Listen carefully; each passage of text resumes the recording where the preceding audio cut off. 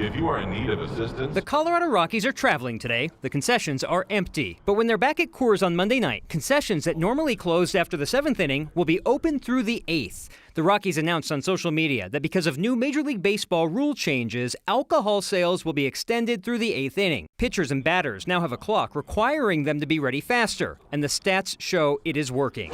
Last year, through the first 7 home games, all but 2 Rockies games were longer than 3 hours. The shortest, 2:48. So far this year, the longest is 2:47, and the shortest, amazingly, 2 hours, 14 minutes. Extending last call in Coors Field means more chances to drink and, let's be honest, sell beer. We could have some reasonable regulations on when liquor sales need to end before the end of an event. Democratic State Senator Kevin Priola, who was behind to-go alcohol during the start of COVID, is not a fan of fans drinking later at Rockies games. I sit on the Opioid and Other Substances Use Committee, and I think it's something we might take a look at this year, along with substance-free seating. Priola had a bill die earlier this year that would have required 4% of a venue's seating to be substance-free.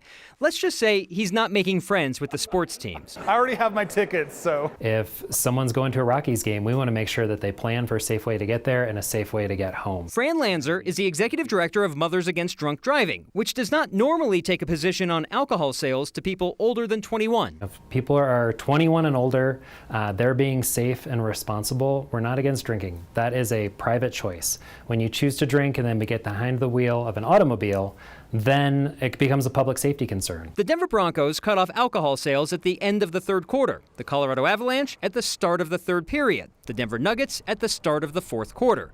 Policies differ by team and state. For example, the New York Jets and New York Giants cut off alcohol sales just after halftime. One thing we hear a lot about is that, well, we'll have more time to sober up.